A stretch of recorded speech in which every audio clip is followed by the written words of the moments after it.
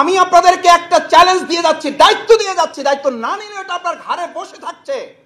যদি বাংলাদেশকে কল্পনা করেন আগামী দিনে সৎযোগ্য দক্ষ লোকেরা চালান, তাহলে সবার আগে আপনাকে সৎ যোগ্য দক্ষ করে আপনাকে প্রমাণ দিতে হবে যে আগামী দিনের নেতৃত্ব সৎ হতে বাধ্য, এই জন্য যে আমরা সৎ হতে পেরেছি।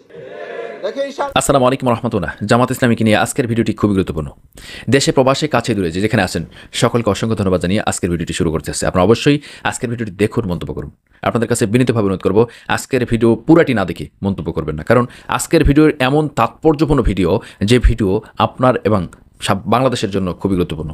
ইসলামপন্থী মানুষের জন্য, মুসলিম উম্মার জন্য, ইসলাম অনুশাসনের জন্য, ইসলাম অনুকরণের জন্য আজকের ভিডিওটি তাৎপর্যপূর্ণ খুবই বেশি। অবশ্যই দেখতে থাকুন আজকের ভিডিওটি। যদি বাংলাদেশকে কল্পনা করেন আগামী দিনে সৎযোগ্য দক্ষ লোকেরা চালান, তাহলে সবার আগে আপনাকে সৎযোগ্য দক্ষ করে আপনাকে প্রমাণ দিতে হবে যে আগামী দিনের নেতৃত্ব সৎ হতে বাধ্য, এই জন্য যে আমরা সৎ হতে পেরেছি। দেখে ইনশাআল্লাহ পারবো আমরা। আল্লাহ আমাদের সৎযোগ্য দক্ষ হিসাবে কবুল করুন। এরা গোহত্যা করা মহাপাপ বলেছে, আর মানুষ হত্যা করেছে প্রকাশ্যে। এদের বিচার শুধু না, এদের নিষিদ্ধ করে গ্রেফতারের ব্যবস্থা করতে হবে। সম্মানিত ভাইয়েরা, এই উম্মাদ, এই পাশবিকতা বাংলাদেশে আগামী দিন আর চলতে দেওয়া হবে না। আসসালামু আলাইকুম ওয়া রাহমাতুল্লাহি ওয়া বারাকাতুহু। আলোচনা যদি কমাতে হয় তাহলে আমাদেরকে কাজ বাড়াতে হবে, এটা ছাড়া বিকল্প কোনো পথ নেই। নাহলে আপনি আমাদেরকে যত বকাঝকা করেন, যত কথা বলেন, কথা আপনিও বলবেন, আমরাও কথা বলবো। 300 আসনে নির্বাচন করার এবং সেই বিজয়ের সাথে আপনার বিজয় নির্ভর করে। 300 আসনে বিজয় হয়েছে জামাত, প্রধানমন্ত্রী থেকে শুরু করে 300 এমপি জামাতের। কিন্তু আমার পরিবর্তন, আমার পরিশুদ্ধি, আমার আত্মগঠন, আমার মানোন্নয়ন, আমি নফসে আম্মারা লাওয়ামা থেকে বেঁচে নফসে মুতমাইন্নে যেতে পারলাম না। আপনার আমার ধ্বংস অনিবার্য। এইটা বলতে হবে যে আমার অন্তরটা খারাপ, আমার আত্মাটা পরিশুদ্ধ না। ভাই, আপনার এই সমস্ত কিছুতে আমার দরকার নেই। প্রধান উপদেষ্টা কি করতেছেন? জামাত ইসলামী বিপ্লব কবে করবে? 300 আসনে নির্বাচন করে বিজয়ী আমরা কবে হবে? এগুলো রাখেন ভাই। আমি নিজে নানানভাবে অসুস্থ, আমার অন্তরটা পরিচ্ছন্ন নয়, আমার কালিমা যুক্ত একটা অন্তর। আমি সালাত আজকে ফজর জামাতে আদায় করতে পারি নাই, আমার মনের মধ্যে কোনো অনুতপ্ত অনুশোচনা তৈরি হয় না। অথচ আল্লাহ তাআলা বলেন, মুসা আলাইহিস সালামকে জিজ্ঞেস করা হয়েছিল যে আপনার আল্লাহর সাথে কি কি কথা হয়েছে? বলছে, আমি আল্লাহর সাথে কতগুলো কথার মধ্যে একটা কথা আমার গুরুত্বপূর্ণ। কি কথা? যে কথাটা হচ্ছে, আমি আল্লাহকে জিজ্ঞেস করেছিলাম আপনার বান্দা যখন আপনাকে ডাকে তখন আপনি কিভাবে জবাব দেন। আল্লাহ সুবহানাহু ওয়া তাআলা মুসা আলাইহিস সালামকে বললেন, কোন মুমিন, কোন ইমানদার, কোন তাকওয়াওয়ালা মানুষ, কোন বান্দা যখন আমাকে ডাকে ইয়া ইবাদি, আমি তখন ওর জবাব বললি, হে আমার বান্দা। বলো শেষ, সালাকা আন্নি ইবাদি, হে আল্লাহ আপনি কোথায় আছেন, আমি আপনার কাছে এখন চাই, কিছু চাই। এই কথা যখন বলে, ওই যা সালাকা ইবাদি আন্নি ফা ইন্নী করিব, আমি আমার বান্দাকে, ওই নেককার বান্দাকে আমি বলে দেই যে হে ইবাদি, হে আমার বান্দা, কি বলো। একটা কোশ্চেন, অ্যান্সার কয়টা?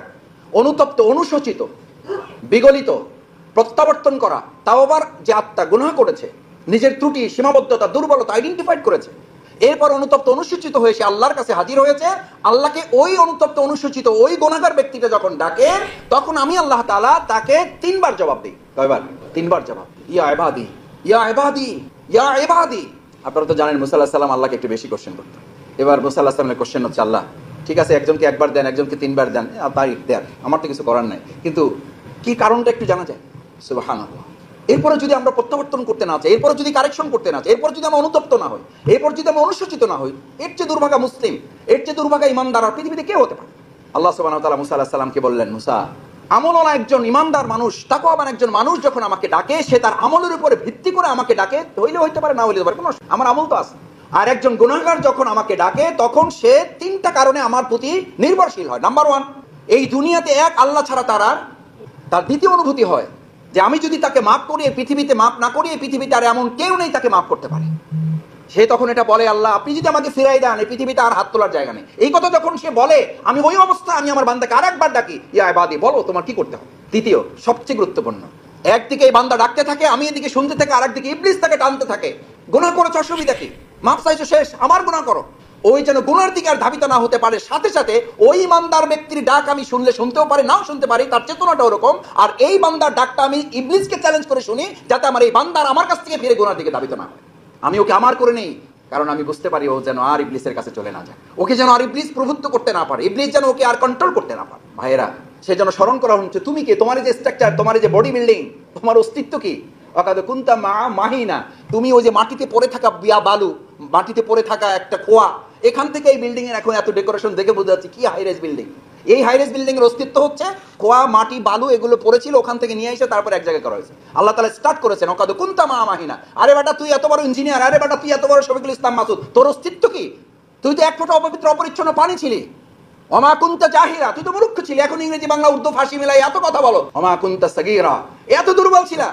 জীবনের গোটা 2 বছর ছিল কান্নাই ছিল আপনার ভাষা। এত বড় বিল্ডিং এখন বুলডোজার দিয়ে ভাঙতেও কষ্ট হবে। আর যখন আপনি এরকম একটা খোয়া এক টুকরি সিমেন্ট বালিতে ছিলেন, তখন পায়ের ঘষায় আপনি মাটির সাথে মিশে যেতেন। আল্লাহ তাআলা সেটা স্মরণ করতেছেন, ওমা কুনতা দাইফা, তুমি এত দুর্বল ছিলা যে জন্মের পর তোমাকে কেউ ধরে বের করে না নিয়ে আসলে তুমি বেরই হতে পারতাম। আল্লাহ তাআলা সূরা আরাফের 172 নম্বর আয়াতে উল্লেখ করেন, আনতাকুলা ইয়াউমাল কিয়ামাতি ইন্না কুননা আন হাযা গাফিলিন। আমাদের জন্য দোয়া করবেন, যে আপনি মাফও করবেন, দোয়াও করবেন, যে এরকম একটু আটকে রাখার মধ্যেই আমাদের কিছু প্রশান্তি এবং কিছু কার্যক্রম বাস্তবায়ন, যেটা আপনার ছেলেকে অবৈধ অস্ত্রে আটকাতে পারবে না, অবৈধ মাদক তাকে আটকাতে পারবে না। বিশ্বাস করুন, ওই জবাবের যে চিঠি তার ছেলেকে সে লিখেছে, বলছে এরপর থেকে যদি আমার ছেলে তোমাদের অনুমতি ছাড়া বাড়িতে একদিনও না আসে, আমার কোনো আফসোস নাই, কারণ আমি চাই না আমার ছেলে অস্ত্রে আটকে যাক, আমার ছেলে মাদকে আটকে যাক, আমার ছেলে অবৈধ পরকীয়া প্রেমে আটকে যাক, আমি সেটা চাই না। যদি তোমরা সেটা থেকে তাকে বাঁচাতে পারো, তাহলে 1.5 মাস তোমাদেরকে দিয়ে দিলাম। ইসলামী ছাত্র শিবির তৈরি করা হয়েছিল জামাত ইসলামীর কর্মী সাপ্লাই দেওয়ার জন্য। জামাত ইসলামীর কর্মী সাধারণ থেকে সাপ্লাই হবে, আর ছাত্র শিবির থেকে জামাত ইসলামী কি সাপ্লাই হবে বলেন? নেতৃত্ব সাপ্লাই হবে। আজ এখানে যারা আছেন, শুধু আমি এইটুকু দেখতে চাই যে আপনারা কর্মী রকম কি হবেন। আপনারা নিজেদেরকে আগামী দিনের বাংলাদেশ উই ওয়ান্ট জাস্টিস, ইনসাফপূর্ণ একটা বাংলাদেশ তৈরি করার জন্য যেখানে যে নেতৃত্বের প্রয়োজন, সেই নেতৃত্বের জন্য কি আপনারা সবাই নিজেকে তৈরি করতে রাজি আছেন? ইনশাআল্লাহ রাজি আছেন? আপনারা কি শুধু বিল্ডিং বানাবেন না বাংলাদেশও বানাবেন? আগে বিল্ডিং, আগে বাংলাদেশ। সুতরাং বাংলাদেশ বিনির্মাণ না করে এরকম বিল্ডিং হলে রডের বদলে বাস। অনেকেই জিজ্ঞেস করেন, মাসুদ ভাই গুরুত্বপূর্ণ রাষ্ট্রীয় পরামর্শ আছে, আসেন, আসছেন, চা খাইছেন, হাজার হাজার পরামর্শ দিয়েছেন, ভালো কথা। আমি বলে বাস্তবায়ন কি করবে? আপনারা দায়িত্ব দিয়ে গেলাম, আপনারা দায়িত্ব দিয়ে গেলাম। আমি তখন বলি যে আপনি কি জামাত ইসলামী? আমি জামাত ইসলামী। বলছেন আপনিও জামাত, আমিও জামাত। আমি বললাম তাহলে দায়িত্বটা আপনি নিচ্ছেন না কেন? আপনি যে পরামর্শ দিয়েছেন, আল্লাহর রাস্তায় মাপ চেয়ে নিয়েছি, আপনাকে সম্মান রেখে বলছি, এর চেয়ে আরো গুরুত্বপূর্ণ পরামর্শ কমপক্ষে 200 আমার মোবাইল আছে। প্রবলেমটা হচ্ছে এই পরামর্শগুলো এক্সিকিউট করা লোকের তো আমাদের সংকট। এখন আমাদের বলতে হবে আমি পরামর্শ দেব, আমি বাস্তবায়নের জন্য আগে সবার আগে কাজ করব। নেতা হতে বলেছি এই জন্য, দায়িত্বশীল হতে বলেছি এই জন্য। এই যে একটু পরে সালাতুল জুমা আদায় করতে যাবেন, যিনি ইমাম হন তার দায়িত্ব কি? শুধু রুকু থেকে উঠতে সামি আল্লাহু লিমান হামিদা বলবেন, নাকি সবার আগে মাথাটাও তিনি উঠাবেন? আপনি কমেন্ট করবেন, আপনি সাজেশন দিবেন, আপনি পরামর্শ দিবেন, আপনি সর্বপ্রথম ওটা বাস্তবায়নের জন্য আপনাকে উদ্যোগ নিতে হবে, না হলে ওটা ফলপ্রসূ। চট্টগ্রামে আমাদের শহীদ সাইফুল, যাকে শহীদ করা হয়েছে, আমাদের সেই ভাইটা মানুষটা কি আমরা জানি না, কিন্তু সেই ভাইটা তো তার বিয়ে রাতের স্ট্যাটাস আপনারা দেখেছেন। এই সাফল্য, এই সুখ, এই আনন্দ তো আসল আনন্দ না। যদি শেষ বিচার আল্লাহ তাআলা আমাকে জান্নাতে দেয়, তাহলে সেই আনন্দটাই হবে আমার। সুবহানাল্লাহ। আল্লাহ তাআলা আসলে যাদেরকে শহীদ করেন তাদেরকে আগে থেকেই প্রস্তুত করে নেন। আমরা আগে বলতাম আল্লাহর আইন চাই, সৎলোকের শাসন চাই। আমি এখন তার সাথে বলি আল্লাহর আইন চাই, সৎলোকের শাসন চাই, তার সাথে সৎ এবং যোগ্য নাগরিক চাই। কারণ সৎ যোগ্য নাগরিক তৈরি না হওয়া পর্যন্ত সৎ লোকের শাসন, আল্লাহর আইন সেখানে প্রতিষ্ঠিত হবে না, করবেন না। এটা কার বিধান? একটা পাপিষ্টের জন্য একটা পাপিষ্ট রেডি থাকে, একটা পাপিষ্ট জাতির জন্য পাপিষ্ট নেতৃত্ব আল্লাহ ঠিক করে রাখেন। আমি আপনাদেরকে একটা চ্যালেঞ্জ দিয়ে যাচ্ছি, দায়িত্ব দিয়ে যাচ্ছি, দায়িত্ব না নিলে এটা আপনার ঘাড়ে বসে থাকছে। যদি বাংলাদেশকে কল্পনা করেন আগামী দিনে সৎ যোগ্য দক্ষ লোকেরা চালান, তাহলে সবার আগে আপনাকে সৎ যোগ্য দক্ষ করে প্রমাণ করে আপনাকে প্রমাণ দিতে হবে যে আগামী দিনের নেতৃত্ব সৎ হতে বাধ্য, এই জন্য যে আমরা সৎ হতে পেরেছি। দেখে ইনশাল্লাহ, ইনশাল্লাহ পারবো আমরা। আল্লাহ আমাদের সৎ যোগ্য দক্ষ হিসাবে কবুল করুন। এই প্রভুরা কত ন্যাক্কারজনক কাজ করছে। এই প্রভুরা যে দলের যে মতের হোক না কেন, বাংলাদেশের 18 কোটি মানুষ মনে করে তাদের বিচারের আওতায় এনে তাদের নিষিদ্ধ শুধু নয়, বিচারের আওতায় তাদের নিয়ে আসা উচিত।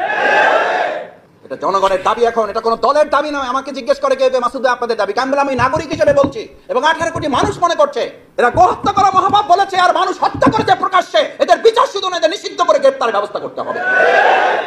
আমাদের শহীদ সাইফুল ইসলাম, তার বাবাকে তার সন্তানের কফিন দেখতে দেওয়া হয় না। কেন দেখতে দেওয়া হয় নাই? এতটা নৃশংস, এতটা অমানবিক, এতটা পাশবিক, এতটা অ্যানিমালিটি তারা ডেভেলপ করেছে, যেটা তার বাবার পক্ষে, তার পরিবারের পক্ষে দেখা সম্ভব ছিল না। কারণ ওটা তার একদম চেহারা, এখান থেকে এটা রিলেটেড, তার চেহারাটা দেখার মতো। সম্মানিত ভাইয়েরা, এই উম্মাদ, এই পাশবিকতা বাংলাদেশে আগামী দিন আর চলতে দেওয়া হবে না। আসুন আমরা সেই জন্য আল্লাহ তাআলার কাছে প্রত্যাশা ব্যক্ত করে যারা এখানে এসেছেন, আমরা প্রত্যেকে রিপোর্ট রাখবো। এই ক্যাটাগরিক্যাল কথাগুলো আমি বলতে চাই না, এগুলো আপনারা জানেন। আমরা রিপোর্ট রাখবো, আমরা 5% নিসাব দেবো, আমরা সংগঠনভুক্ত জীবনযাপন করবো, ইউনিট ওয়ার্ডে নিজে সম্পৃক্ত হবো। এরকম প্রথম কাতারে সালাতুল জুমা আদায়কারীর জন্য আল্লাহর বক্তব্য, ওই নামাজে যে ধ্বংস, ওরা সালাত আদায় করেছে, ওরা আকিমুদ্দিনকে ধারণ করে না। আমি কিয়ামতের দিন ওদের গলা ধরে ধরে জিজ্ঞেস করবো, ইন্না কুন্না আন হাযা গাফিলিন, কেন তোদেরকে আলমে আরো এক দ্রোহের জগৎ আমি বলে দেইনি এটা?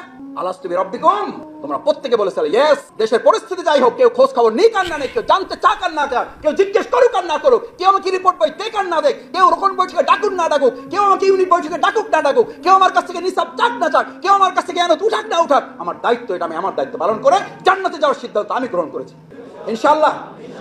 আল্লাহ আজানের এই মুহূর্তের এই হাতগুলোকে আপনি কবুল করেন, আমাদের ত্রুটি বিচ্যুতি আপনি মাফ করেন, এই দেশ গঠনে আমাদেরকে গঠন করার তৌফিক দান করেন। আসসালামু আলাইকুম ওয়া রাহমাতুল্লাহি ওয়া বারাকাতুহু।